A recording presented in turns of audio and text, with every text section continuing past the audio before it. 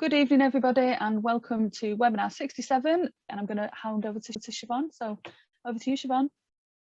Thank you very much, Kelly, and Happy New Year to everybody who's here for our first webinar of this season and also our first webinar of 2022. So start off with wishing you all a Happy New Year. But what I do want to say to people is that we know things are incredibly difficult at the moment. If you work in adult social care, for example, if you have any connection to hospitals in your work, we know how difficult things are at the moment.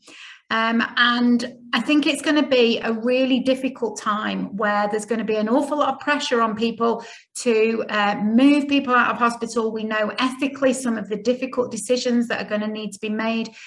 What I'd say is, you know, it's going to be a bit of a roller coaster ride. So I think it was Rob Mitchell who put a tweet out recently saying we've got to keep human rights focused. We've got to keep strengths focused.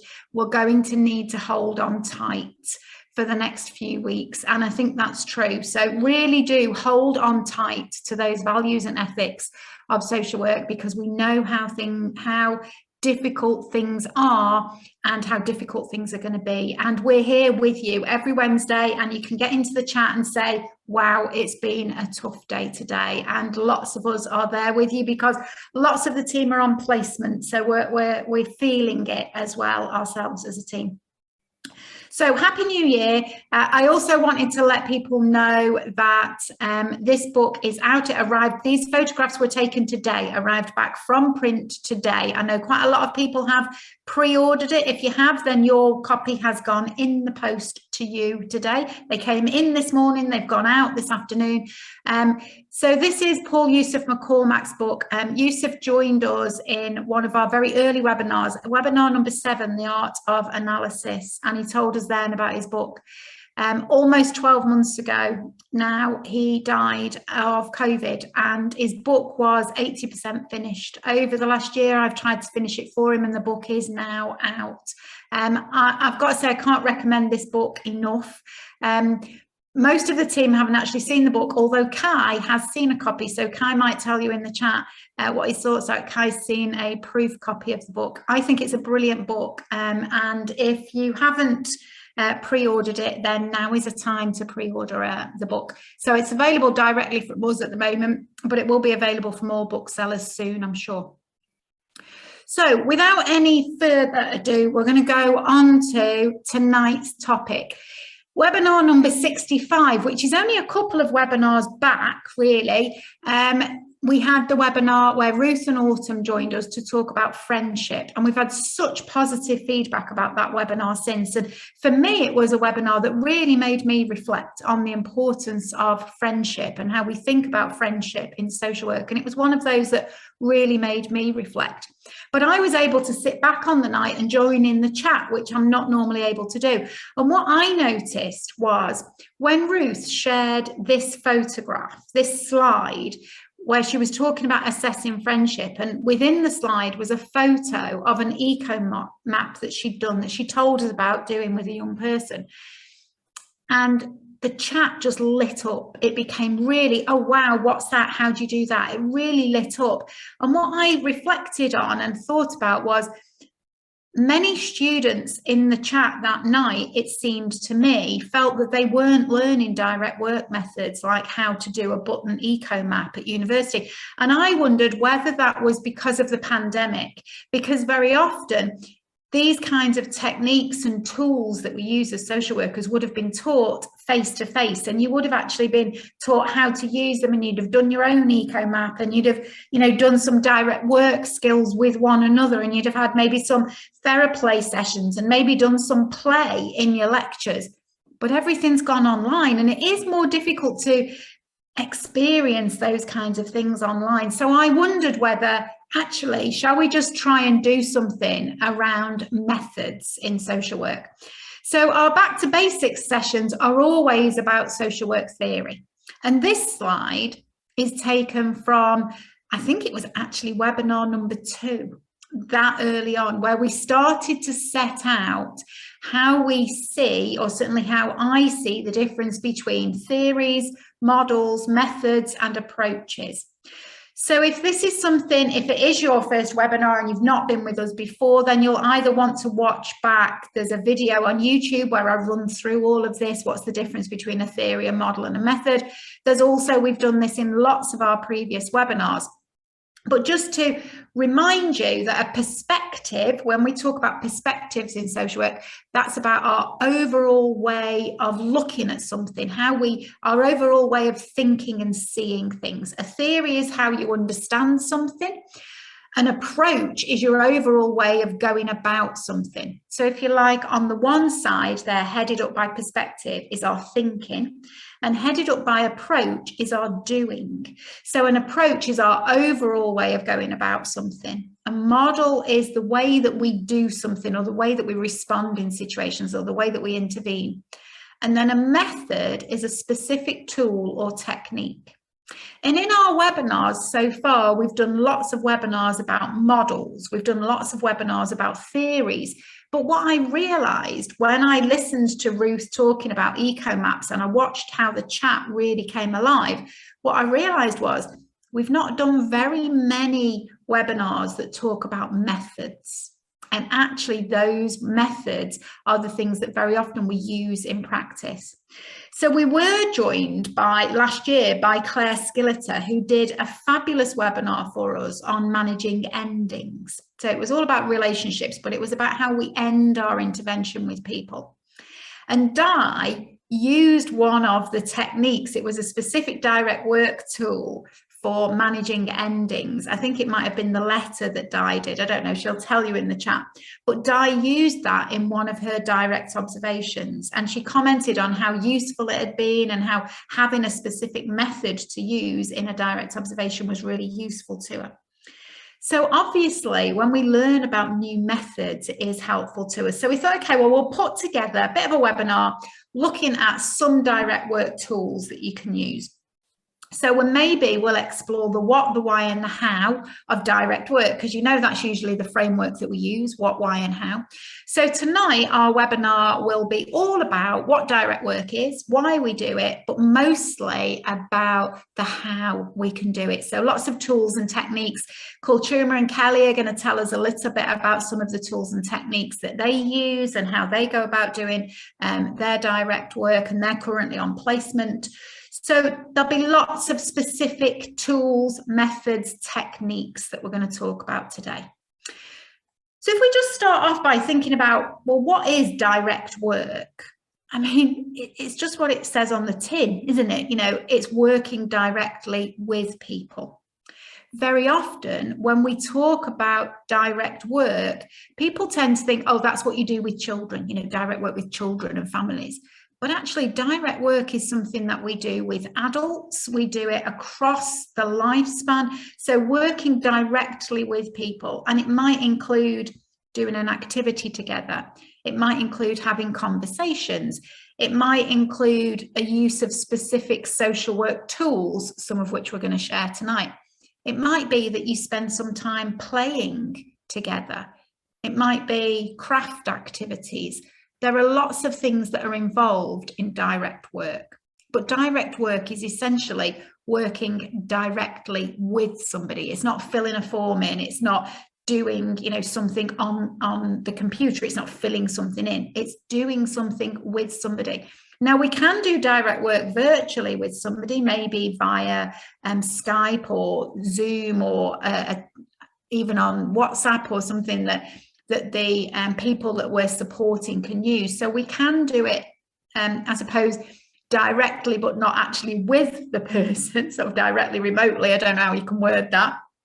But direct work is all about doing things with people. Very often, people think of direct work, I think, as the kinds of things that you're going to see on the screen now. I see so many people say, oh, have you seen these worksheets that you can download from here or from there? Or, oh, they're great for direct work. But for me, And I've filled one of those in just to illustrate the point for you. One of those is about boredom, and it says, I get bored when, well, I've written down there, I get bored when social workers do direct work like this, because for me, direct work absolutely is not worksheets. If you're just going to give somebody a load of worksheets, to me, what that says is there's not a great deal of skill here in this worker. There seems to be giving somebody a load of worksheets to fill in so that they can just scan them and upload them to a file. That's not a skilled professional, just giving somebody something like a load of worksheets. To me, it's more like teaching, or, you know, something that you might use as in a classroom. Direct work to me shouldn't look like that. There'll be times where I'll do a piece of work like that with a young person, but direct work shouldn't look like a load of worksheets. That's not what it's about. So why do we do direct work? There's a whole range of reasons that we might engage in direct work. Very often it's about trying to gather the wishes and feelings of somebody. What's somebody's perspective, or how do they see something, or what do they want to have from this? So it's very often about getting people's wishes and feelings and finding out what they want. And so it's often about supporting self-advocacy or getting information so that you can advocate within a family for a child, or so that you can advocate within a family for an adult. We can use direct work to support people through transitions, much like Claire Skilleter gave us all of that stuff where we could help people to work through endings that Di used. We can use direct work tools to promote change, to build on strengths, to help people to process events and what's happened for them. We can use it to educate, to raise awareness, to help people develop their own understanding. Direct work can be used for a whole range of things. But very often, direct work is all about engaging somebody. It's really about engagement. So in some countries, you don't even hear the phrase direct work in social work. You wouldn't hear social workers talking about direct work. They'd talk instead about engagement tools or engagement techniques. So very often in different contexts, you'll hear different phrases used for what we're going to talk about tonight. But essentially what we're talking about is, how do we engage with people to find out what they want? How do we engage with people to communicate what others want, or what others' meanings are for them? And what we do know, one of the main reasons why, if you like, is really all about that engaging with people. We know, Harry Ferguson lists here that a persistent finding in investigations of cases where children have died or been seriously harmed is that social workers and other professionals haven't adequately engaged with or related to the children concerned. And we know that when we think about the very recent cases of Arthur and Star, we know that children haven't been listened to, that social workers haven't spent time with children and young people. And it is really all about how we engage with the people that we work with as social workers. So I'm just going to ask you to put in the chat now what you do to engage with or to relate to the people that you work with, whether this is children or adults. What tools and techniques do you use to engage with people, to relate to people, to get people's perspectives, to make sure that your work is done with people? What are you using? What are you doing together? Put that in the chat. Give us an idea. We know that direct work isn't always easy, and it's also not always possible. So just to acknowledge that, I suppose, from BASWA's project, I think it's the 80/20 project, they did a survey and they had 350 responses from children and family social workers, and they found from these surveys that on average social workers reported spending just 20% of their working week in face-to-face contact with children, young people and their carers. And I would suggest that possibly since the pandemic, that's even less time now that we're spending with people, because that research was done in 2018. And there's some quotes there from the research about direct work. So a social worker saying, it feels like there's no balance. I complete direct work to satisfy targets. It's not meaningful by any stretch of the imagination, and basically a data input clerk. People saying, I don't feel like I've got enough time with children to build relationships and to get an accurate representation of their voice within my work. But when I am able to spend time with children on a one-to-one basis, social workers say, I remember why I do this job. So direct work is very often incredibly satisfying for us as social workers, but we know there are lots and lots of things that prevent us from doing it. Generally, it's about time. But I think that, I wonder whether that's why people turn to just get some worksheets. I can tick a box to say I've done some direct work because I've filled in a worksheet and now I've scanned it and uploaded it to the file. So let's look at how we can do this in maybe a more creative way. So we're really going to try and look at the how in our session tonight. But to build the how, you have to look at loads of other questions. Whenever you come to the how of anything, how is always built around loads of other questions. So the how of direct work has to start with the why. Really, why are you doing it? Start with your why, and that's your purpose. Why are you doing this piece of work with somebody? What are you trying to get out of it? Because that's going to influence how you do it. How do you go about it? Then you've got to think about the who. Who is the child or the adult? Who is the person that you're going to be doing the work with? Because you need to make it as person-centered as possible. So who is this child, this adult? Where is the best place to do the work? Where are you going to do it? There are lots of reports where children say they're fed up of being taken out of class in school by social workers who want to do direct work with them. Is that the right place?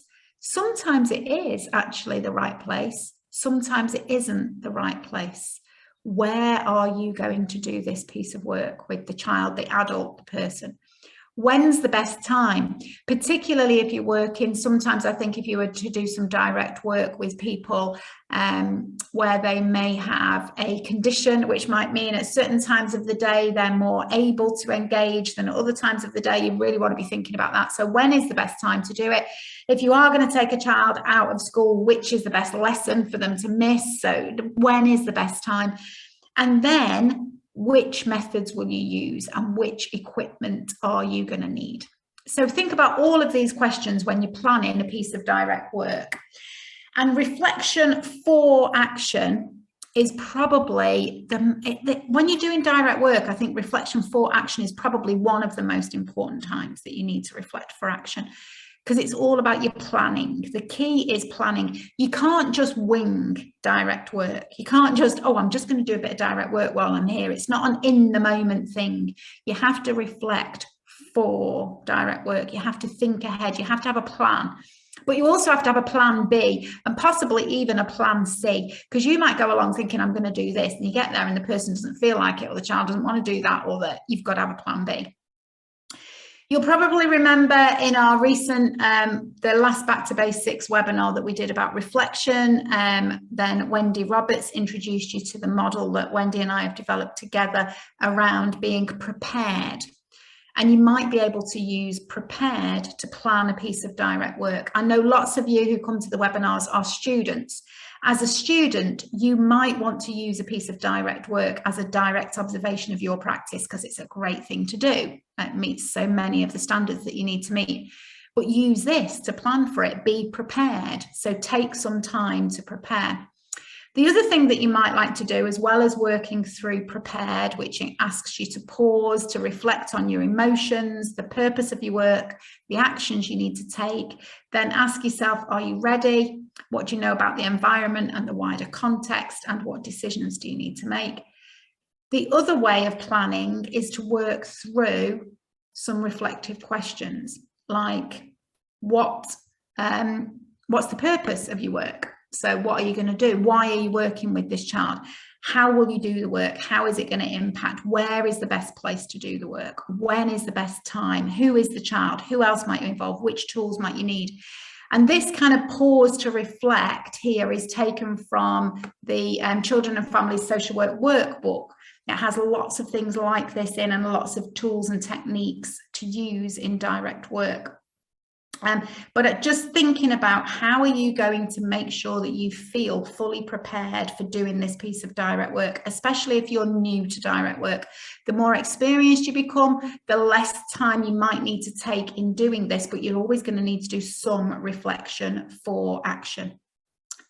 So let's have a look at some of the techniques that you might use. Okay. What's the most popular direct work technique you think that gets used in children and families work? I think it is definitely 3 houses. I think it is definitely the most popular technique that is used. But I have also heard young people, particularly young people who are looked after, say to me that I've done that 3 houses about 10 times. And once one young person said to me after a direct observation with a student, said to me, I've done that about 6 times now, 3 of the times with students and sometimes with social workers, and I'm fed up of it. And tell me, who on earth's got 3 bloody houses anyway?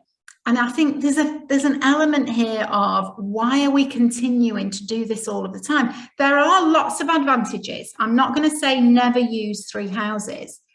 But please do, if you're going to use something like this, which is an off-the-shelf method, please do make sure you've asked the person, have they done this before? Because when you're going to use an off-the-shelf method, it's very likely that someone will have used it before. Now, if somebody's really interested in, I don't know, if you're working with a child or young person who's really interested in trains, and you still need to get the information out like this because you're working 3 houses comes from the model signs of safety. If your local area works on signs of safety and you need to upload something to your forms that shows that you've discussed these 3 with a child or young person, turn it into 3 trains or turn it into 3 something else's. You know, it doesn't have to always look the same. You know that 3 houses is about finding out about somebody's worries, somebody's strengths, and somebody's hopes and dreams. So you can do that in a range of different ways. You don't have to use 3 houses. Look at the purpose of this. The purpose is to find out what's somebody's worries, what are somebody's strengths, what are their hopes and dreams. You don't have to do it in this way if somebody's done it already 100 times in this way. But if you are using 3 houses, make sure you've got the app. You can download an app, which can be really helpful. And some young people really like to use the app. So, you know, if you are going to use something, make sure you've researched it a little bit. Again, as I say, I've done lots of direct observations where students have used 3 houses and some of them use it. And I'll say, you know, that was great. Where does that come from? They're not even able to tell me where it comes from other than, oh, I got it off the internet. You need to have a bit more depth of awareness if you're going to use an off-the-shelf method. Where does it come from? Who wrote it? What was it written for? Because you might be using it for something entirely different. So really try and dig into what's it all about. So that's probably the most popular 3 houses. I'm not going to go into the most popular. We're going to go into the more creative, perhaps. As if you were a children and families social worker, what have you got in your direct work kit is what I'm going to ask you. So any children and families workers who are here or students who are here who've already started to develop a kit, maybe throw something into the chat, tell us what you've got in your kit. This is a photograph of my kit, but I'm not at home at the moment, so I can't even show it you. My kit sits at home. It's in a big box. So I have a big box and there's loads of stuff in there that I would use in like direct work with children, young people. You can use a lot of this online as well. So you can use puppets virtually. Some of this is really cheap stuff. It's all about gathering things that you will find useful over time. According to the TLC project, which is a UK-wide project talking and listening to children, got loads of information online. So if you wanted to find some information about TLC, there's lots of information there. According to their research, they say that few social workers have their own play materials. And when they do, they've usually paid for them themselves. Some local authorities will provide you with a direct work kit. Some give you a bag with a few things in, some give you a box, some give you nothing. I don't know if in the chat you want to talk about whether you've been given something, whether you've got something. I'll give you some guidance later on how you can get some things free. And there are lots of things that you can do to get some free information in your kit.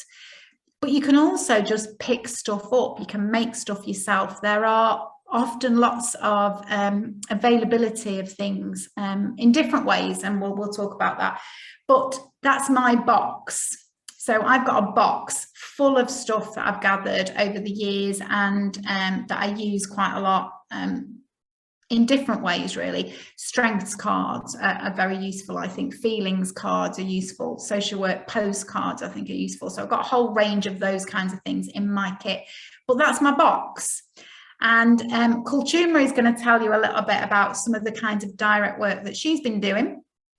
Both on, I think, current placement and on your first placement as well, Kulchuma, in a school. You were also doing quite a bit of direct work there, weren't you? But it links into the box because, Kulchuma, you're going to tell us about thinking outside of the box. Yes, so like Siobhan was saying, a lot of students or social workers, they do tend to use the off-the-shelf methods like the 3 houses or the 3 islands, and they're all usually worksheets. And like Siobhan said, a lot of the time, they've done them, and they've done them so many times they can do it in their sleep. So you've got to start thinking outside the box. How can you draw the person that you're working with? How can you draw them into the activity? How can you engage them? So when you want to do that, you've really got to sort of rack your brains and think, right, okay, what are they interested in? What direct work activities are there that I can adapt to meet their needs? Looking at age appropriateness of the activities. You know, I mean, my last placement was at a secondary school, so doing certain worksheets, it was pointless. The teenagers, they don't want to be doing worksheets. You know, they'd rather, like some people have said in the chat, they'd rather go for a hot chocolate or, you know, just sit and have a chat or do a bit of colouring. But you've got to engage them. And I think teenagers are a lot more harder to engage in direct work and trying to get them to talk about their feelings, because it's not what teenagers do. They want to be grumpy, they want to be moody, or sometimes they just want to be really hyper and, you know, just have a bit of fun. So it's playing into what their interests are, how their mood is at that time. So, you know, things that you can use with teenagers is, especially if they're into music, talking about what music makes them feel happy. Why does it make them feel happy? What happy memories does it bring up? You know, you can do that with every single kind of emotion, looking at music, because, you know, music can link to memories in such a way that, you know, like perfumes, for example. You know, for one, I still remember my primary school reception teacher, and every time I smell Fengel, it reminds me of her. And that is my favorite memory associated to smells. And, you know, and you get that same vibe from music. So, you know, and even if they don't like, maybe they like listening to music or they're into rap, you know, you can engage your teenagers into saying, right, well, okay, write me a rap about how you feel about this situation, which is something that one of my peers did at the school that we were doing placement at. They wrote the rap, they performed it, they recorded it, and then, you know, they took it home on a USB, shared it with their family and friends. You know, there's so many different things that you can do. You know, it's about playing into their interests, you know, like with children, if they're into Disney or if they're into Lego or Marvel, if you've got little miniature characters like that, you can use them. And I love the idea of how Di mentioned about, you know, using Play-Doh to build the 3 islands and then using the Lego characters to represent people. You know, sometimes tactile play is brilliant, because not only can they vent out their frustrations in the Play-Doh, but you can also talk about it. You can talk about why they're feeling like that. And sometimes even silence works. You know, you don't need to have worksheets or anything like that. And when I was doing a piece of direct work, I got some Jenga out, and the Jenga had questions on. And the young person just said to me, I don't want to answer these questions. And I said, that's fine. We don't need to. We can just play the game and, you know, just sit quietly if you want. So we started doing that. And then gradually they started to talk to me. And then through them initiating the conversations, I was able to sort of establish their wishes and feelings. And in comparison to my placement now, where I'm on a duty and assessment team, like Siobhan said, time is so limited, and especially when you're on a duty and assessment team, you have a limited time period for working with the young people, and you've got to try and establish their wishes and feelings to either sign them off or to, you know, hand them over to either long-term or early help. And time is quite limited, and I've noticed a lot of people will say to me, oh, you know, you can access these worksheets online, and I just think, but surely these worksheets are not enough, and you do have to think outside the box. And sometimes you can gather ideas from social workers that have been in the field for so many years and have built on their experiences. So, you know, talk about the ways that they do conduct direct work with the individuals that they've supported, the ways that they've adapted over the years to meet the interests of the children as well. But I just think, you know, as social workers and as a student myself, having two varied experiences on placement and doing direct work, I think I've learned that actually, no, to get them engaged, you've got to play into their interest. And with the pandemic as well, you know, trying to do direct work virtually, how do you do that? You know, you can't do a worksheet with them, you know, so you really do have to think outside the box, and maybe thinking along the lines of a scavenger hunt. You know, find me something in your house that reminds you of a happy time, you know, or describing something in the environment that you've got. Find me something shiny. Why have you brought this item? What drew you to this item? Is there anything, you know, linked to this item? You know, there's so many different ways that you've got to do it. And sometimes it's just a case of talking to the people that you're working with to build on your ideas.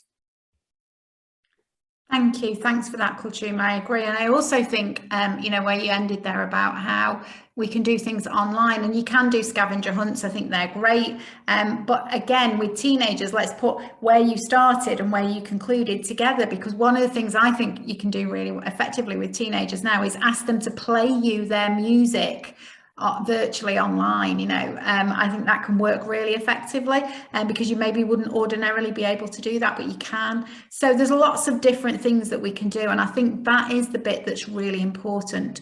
So in terms of methods, you know, yes, there are some standard on-the-shelf methods, but actually, especially where a child or young person or an adult has been in contact with services on a number of occasions, they're very likely to have done the off-the-shelf stuff. So yes, think outside the box. I think that's really important. So thank you for that, Kultuma. But back to my direct work box, into the box is what you've got in your own box. What have you got in your toolkit that you use?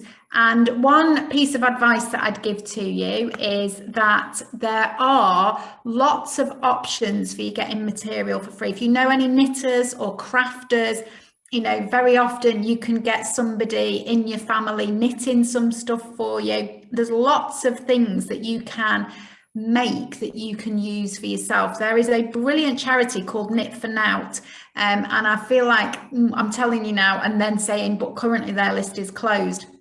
If you follow them, if you like them on Facebook, for example, you'll see when they open their list up again. But that's a charity of people who knit all kinds of puppets, worry monsters, all kinds of things that they will then supply to social workers, to schools, to other professionals to work with young people. But that's only one charity. There are lots of, you can get, you know, anybody that you know who can knit or who can sew might want to make you some stuff.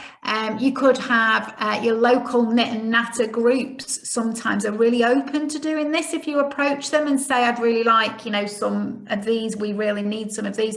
There are ways of you trying to get hold of some of the material. And for example, Knit for Now have loads and loads of downloadable patterns for you to build therapeutic tools with children. So you can be creative. You can try and build together things that you don't have to pay for, that you don't have to sit and wait for someone to give you a toolkit. Over time, you will develop your own toolkit as a social worker. There'll be things that you can gather that are actually really easy. One of the things I used to love to do was just cress, put some cress. All you need is cotton wool and cress seeds, and actually build some cress stuff, and talk about how it grows with children and how it needs nurturing. There's lots of things that you can do with just really simple things that don't cost a lot of money. So you can get yourself a kit together if you want to, and hopefully some people will be putting into the chat some advice around kits. If you've got social work postcards, quite a lot of people have social work postcards or access to social work postcards because they might use them in their supervision sessions, for example. Okay, Chris has pulled hers up. But in there are loads of those that you can use as direct work. There are affirmation cards that you can use to send to people. But there's a whole set of, for example, they're called peelings cards because they look like potatoes. So I was thinking rather than feelings cards, we'll call them peelings cards. But there's a load of those that you can pick out. Take those with you and say which of these represent how you're feeling at the moment and why. They work brilliantly with adults. You know, you don't have to do this just with children. Those cards work brilliantly in a whole range of levels. And if I was to say to you, do you remember, well, if you were at the last webinar that we did, I said I keep a word of the week every week, and my word of the week was reflected in, I thought, which peelings card would I choose at the moment for myself? And I think most of us, most people and the team, because we're really depleted at the moment because so many people are poorly, most of us feel a bit like that, don't we? Just exhausted. There's the peelings cards that I would choose at the moment. But you could use social work postcards, use things that you've got that you thought, oh, that was for this, but actually anything you can pull on, draw on to use as direct work tools. The most important thing I would say is taking a restorative approach to all of this. Whenever you are doing direct work, this is about doing things with people. Whatever it is that you're doing, it's doing things with people. To me, those worksheet things, they're not about being with people. They're about giving somebody something, getting them to fill it in and then just scanning it and uploading it. It's not doing things with people.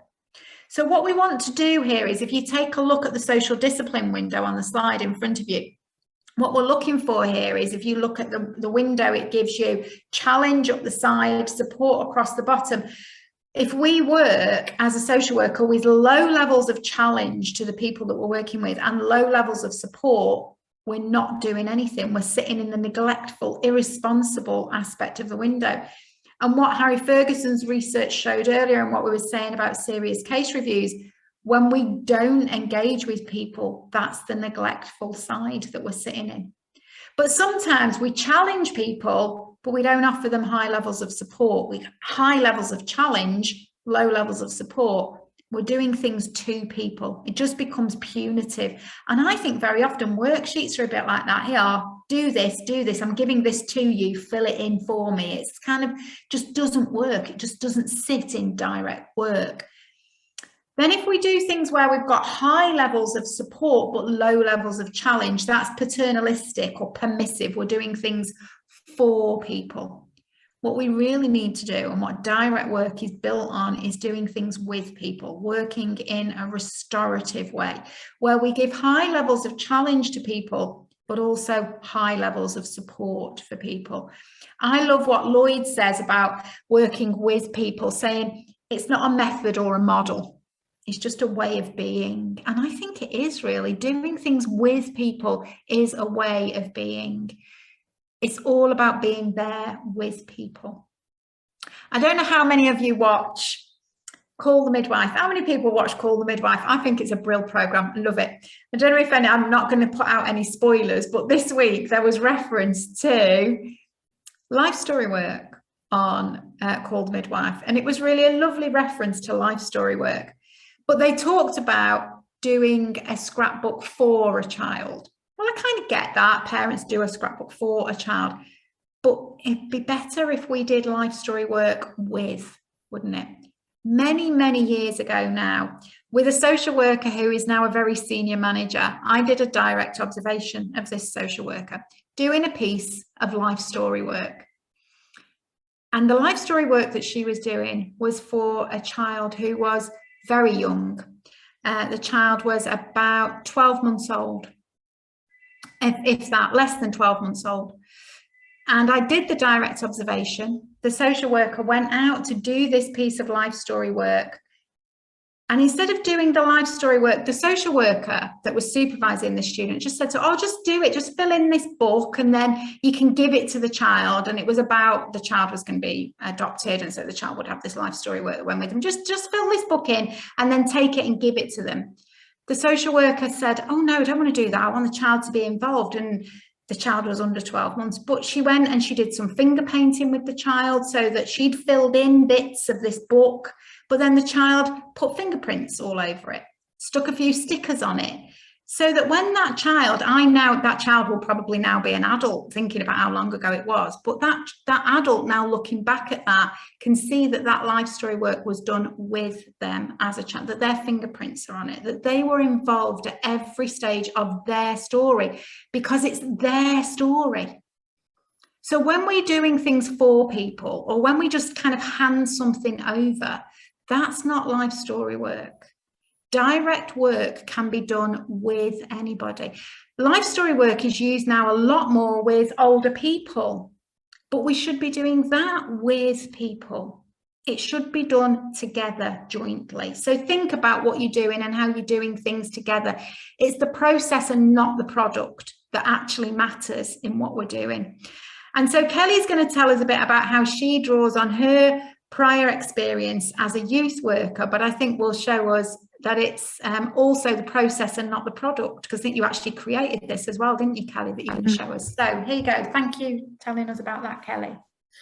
Cheers. Yeah, so the picture on the screen at the moment is a Jenga set, and I know that Kultuma did talk about a Jenga set, but this is a Jenga set that I created with a young person.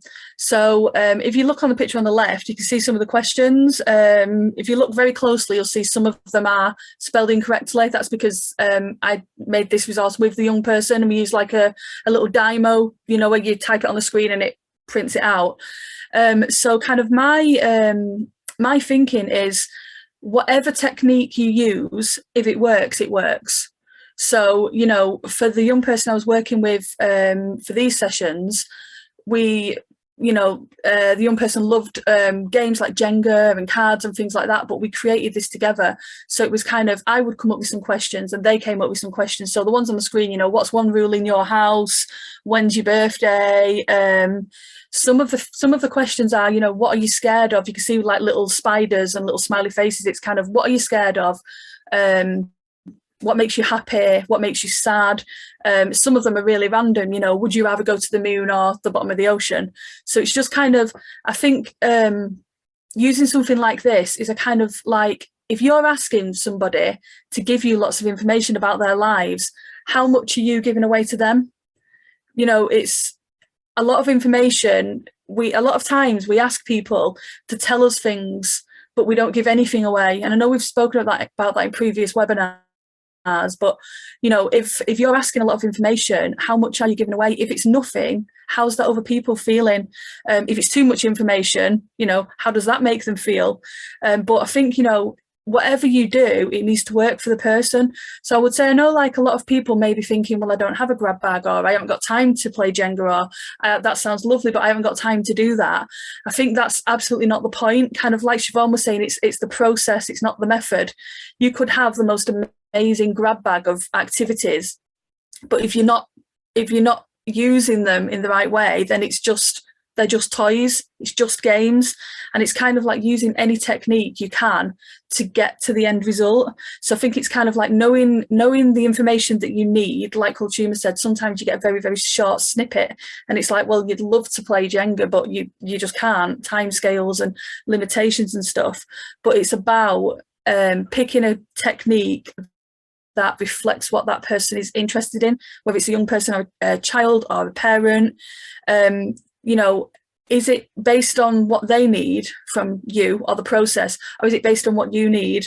If it's based on you gathering information, then that is, I would say that that's not right. It needs to kind of be focused on what they need and what they need from the process. You know, what are they getting out of the process?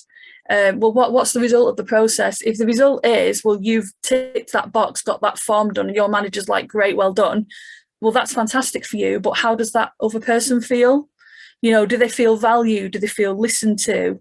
Do they feel like they've got a voice? Because they need to get that from, you know, the activity that you're doing, whether it's a chat or a game or a walk or a rap or whatever, they need to get that. And I think kind of in my experience, this is something that I created when I was doing full-time youth work. But what I found is that as I moved from youth work more into family support, a lot of the activities that I'd done with children and teenagers, the parents wanted to do as well, or vice versa. You know, the older teenagers, if you give them a choice, they weren't going to tell me, oh, I don't want to do that.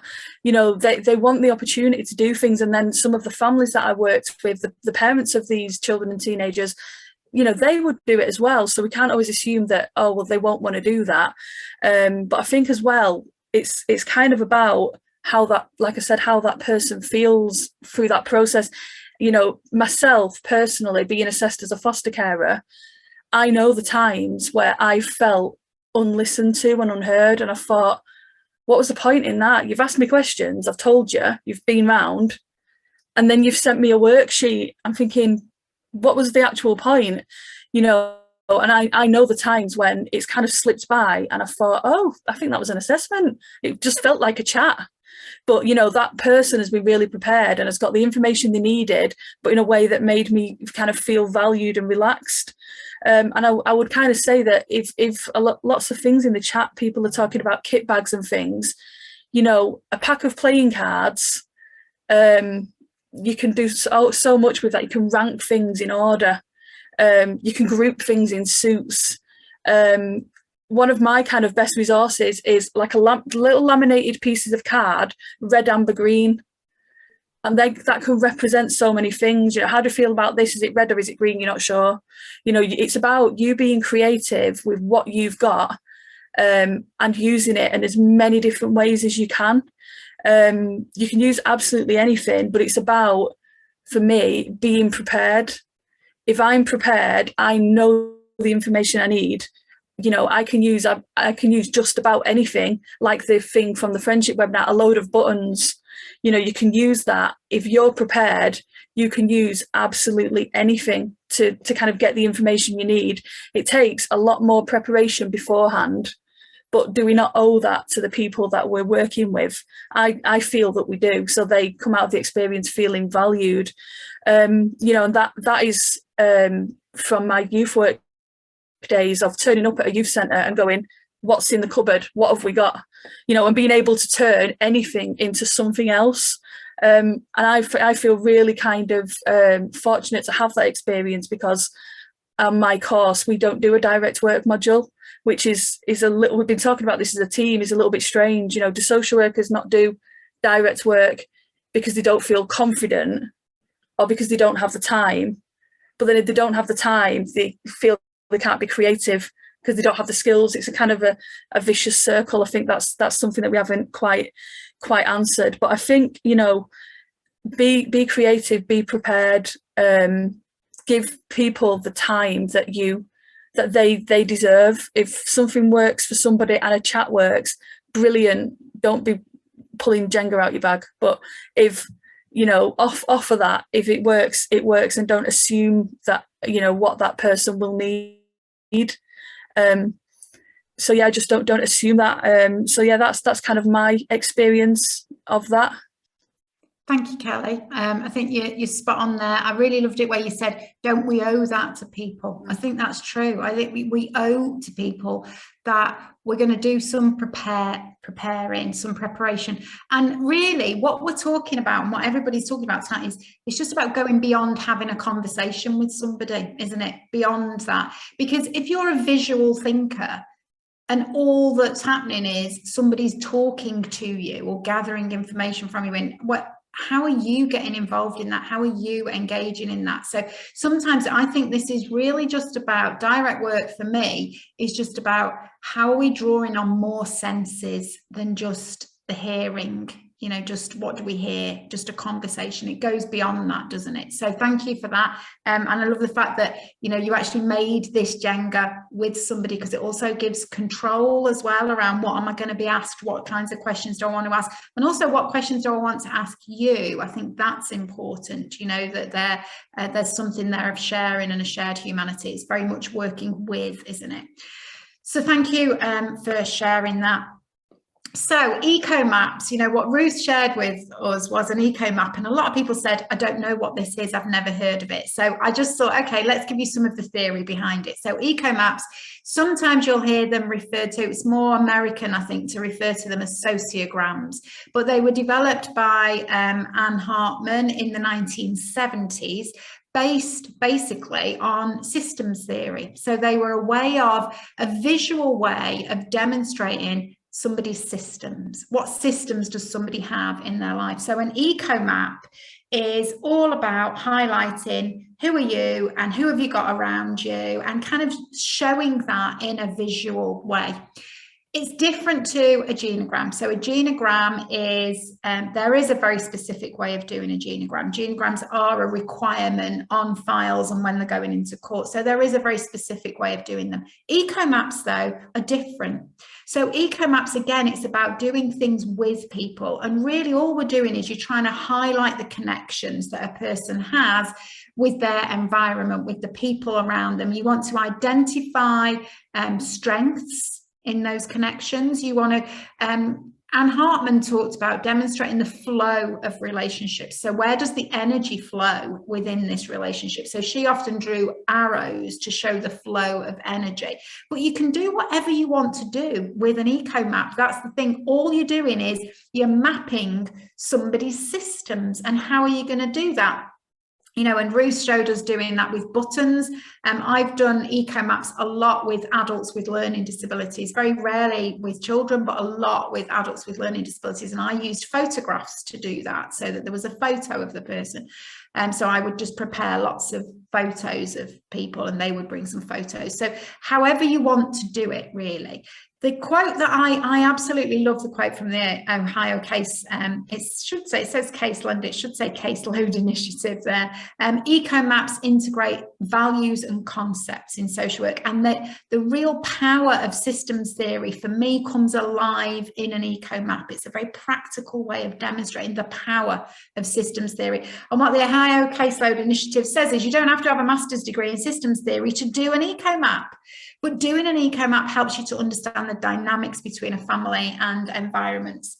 Key, an eco map is not a form to be filled in. Loads of people have said to me, oh, I just go online, or there's an online way of doing it and you can just put the names in and it puts it all in for you. No, that's not the point of it. You know, the point of it is you sit with somebody and you do an eco map with an individual. Use photos, use buttons, use words, use whatever you want to do. Make sure it has a key, because every eco map looks different. So I've just started one off here to show, you know, here's me, you've put mum, there's an arrow going, you know, this person feels like all of the energy is towards their mum, the arrow is pointing towards their mum, there's conflict within that relationship. And then you've got Phil, it's a decent relationship, it's fairly well connected in terms of the line, and there's a flow of energy in both directions. And then there's Rachel, really important relationship, really strong connection, but all the flow goes from the me to the Rachel. That's just the start of it, is to demonstrate who am I and who are all these relationships I have. Because a genogram only shows you family. Well, actually, for many people, particularly for adults, a lot of their relationships are not family relationships, and the important relationships are missed if you don't use an eco map.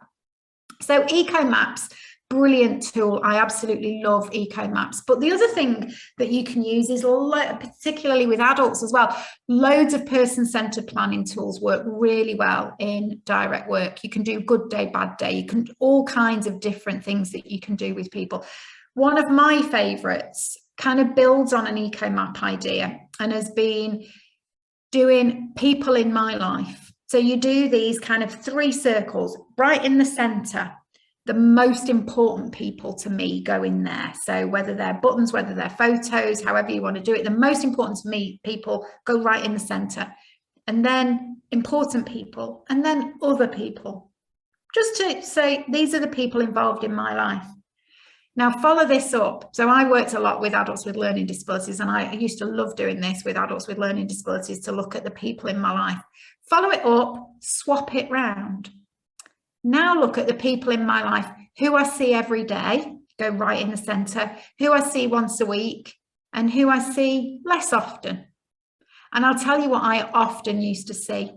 The most important people right in the center of the blue one there would often end up right outside in the pink one, because these are the people who are really important to me, but I don't get to see them very often. And other people I end up seeing every day. What becomes important here is what you might see when you start to do eco maps, when you start to do people in my life with an adult with a learning disability, for example, who I would have worked with. There'd be lots and lots of conflicts in some of the relationships, but they were in the relationships with people that they lived with in a group home that they had to see every single day. We would be able to move out of that, but this is the difference. So if you do, things can really come to life when we're using direct work tools. You're really going to get the voice of the individual shining through. As a practice educator, I use a lot of direct work tools in supervision with students because I think it models for them. I think it builds their confidence in being creative. Claire Skilleter showed us that, the way when she was showing us the endings tools, she showed us how she used a lot of direct work tools in her work with students. So this is a map that I developed a few years ago now with a student towards the end of their placement. It was in a learning disability team, came towards the end of their placement, and we mapped the journey that they'd been through. I'm not going to talk you all the way through it because we don't have the time. But what I will do is I'll highlight for you in here, part of this map is this student learnt a lot about death making during this placement. And I wanted to highlight that for you because our webinar next week is about death making, and a lot of people don't know what it is and why they need to think about it. And I really, really implore all of you to come to next week's webinar. You might have never have heard of death making, you might not even know what it is, but it's one of the most important and hidden things in social work that I want you to come along to next week. So this is a map that I developed with a student. I was talking to some practice educators about this, and then a practice educator used it with a student. But then this practice educator contacted me and said they'd done it with a student, and then they decided with the student to go and use this technique with a family. Kelly said earlier, very often parents want to do some of the stuff you're doing with children. And apparently, and there's the story here, it's taken from the Working Together, Working Towards Accreditation workbook there. If you've got the workbook, it's on page 188. But this is the preparation. The photograph there is the preparation that the student did. So this was done as a piece of direct work. Look, really quick and easy to do. Drawing up a road like that, just with a side on wax crayon, and then making some road signs, just using little sticks and then cutting out from like just printing them off for yourself. So the family here regularly had described going round in circles, and they were apparently overly focused on anything negative which had occurred. They were stuck. They couldn't see the progress that they'd made, but other professionals could see the progress. So they used the journey map. The planning of the session involved doing a pre-drawn road with a variety of road signs that could be used to symbolise the different points and experiences in their journey, from the start of their involvement with social work to now, and then looking towards the future. This person said in starting the sessions, the parents were a bit apprehensive, but with conversation and encouragement, they were eager to undertake the activity. And then, look, it shows how it really picked out. And these parents were able to talk to one another about their different perspectives of the journey that they'd been on as a family. And as the session went on, the parents really saw their journey, and their confidence became really visible in their engagement with the activity and how positive they became. This is a brilliant activity. Anything works at engaging with people. You need to find ways that work to engage people. So I'm going to leave you, I suppose, towards the end of the session with a question. What do you know about craftivism? Look it up, Google it. It's brilliant. It's so exciting, craftivism is. And actually, George Julian, who's joining us next week in the webinar, won't be talking about craftivism, but she's really active in craftivism. And I love it. And I think you could use craftivism a lot in direct work with, particularly with adults. It works really effectively to get them to stitch their own experiences, you know. You can get them to do all kinds of different craft activities that people can really communicate their experiences through. So look up craftivism, because I think that's an adult way of doing direct work. So we've tried to just show you different techniques that you might use. We're trying to open it out and just say there are a whole range of different things that you can do in direct work. On social media, planning for the session, I think we asked you, why the frog? Why was I going to talk about a frog? The first slide that we had tonight was a frog. So there's the question for you in the chat. Why the frog? Why do you think we've got a frog as a picture and the image that's run behind a direct work webinar? Lots of people on social media responded to say, oh, it's all about eat your frog, isn't it? And then I thought, how do I draw a picture about eat your frog? Because the frogs look so cute. So instead, we've got the frog with the knife and fork instead. But apparently, Mark Twain first said, if it's your job to eat a frog, I've no idea why it would be anybody's job to eat a frog. But this is what Mark Twain said. If it's your job to eat a frog, it's best to eat it first thing in the morning. And if it's your job to eat 2 frogs, eat the biggest one first. And it's Brian Tracy, who is now really well known for taking that concept and developing the idea. And he uses it to help us to think about how to avoid procrastinating. The idea of eat your frog is, if there's something on your to-do list that's been on your to-do list forever, or there's a piece of work that you're just not getting on with, or you don't want to do that piece first. When you're fresh in the morning, get that frog eaten. And I've learned a lot from that, using that as part of my own time management technique. So eating your frog. So people said, is it because of eating your frog?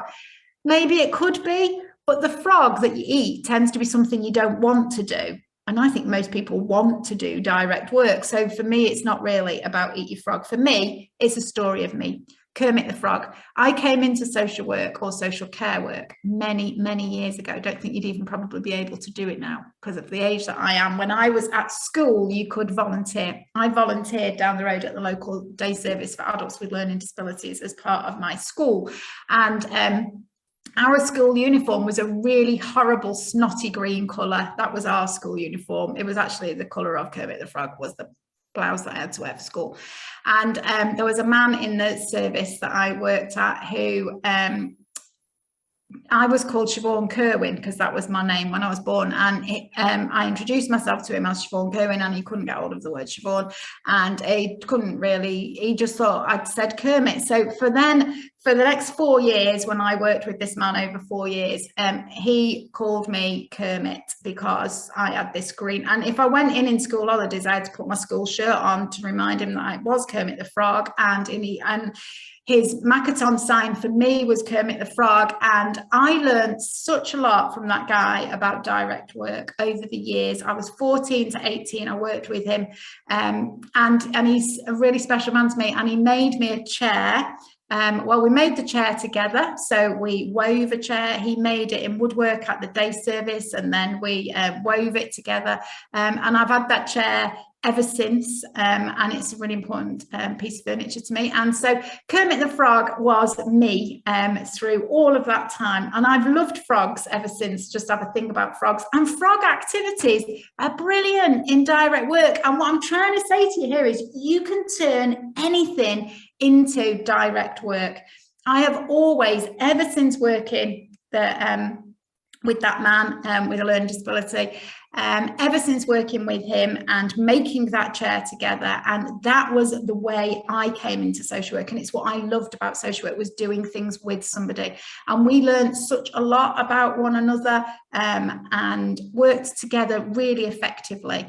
And just thinking about, you can use any activity that you want to use. So you can use a frog, Frogs are brilliant. Frogs are easy to draw. It's really easy to be silly with frogs. They're dead cheap to make. Get a bit of green card, you can make a paper plate frog that becomes a puppet that you use to talk. You can talk to people about what kind of voice does a frog have, and they can a child can put a silly voice on whilst using a frog puppet. Really easy. Every journey begins with a single hop. You can keep a frog log, which is keep a diary every week about how the frog is feeling. You can talk about frogs in your throat that are stopping you from having your voice. There's a whole range of things that you can do. There's Daft Frog songs.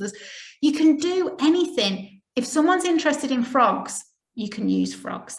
If someone's interested in trains, use trains. Use something that people like and then find the activity. You don't have to be massively creative. And quite a lot of the time at the moment, things are difficult. We started off saying it's a roller coaster and you've just got to hold on tight. And that might be how you feel at the moment. You might feel like you're like this frog in the image who is hanging on by a thread. And we're saying, do direct work, play Jenga, make a puppet, do this, do that. And you're thinking, hang on a minute, I'm holding on by a thread here and all I can do is fill the forms in that I've got to fill in on the computer and that's all I can do. But actually, you've got to find your frog. That's what you've got to do. Never mind eat your frog. Find your frog. Forget the worksheets and focus on the individual. Remember that you are a skilled professional. There will be obstacles that will get in the way. Very often, those obstacles are about time.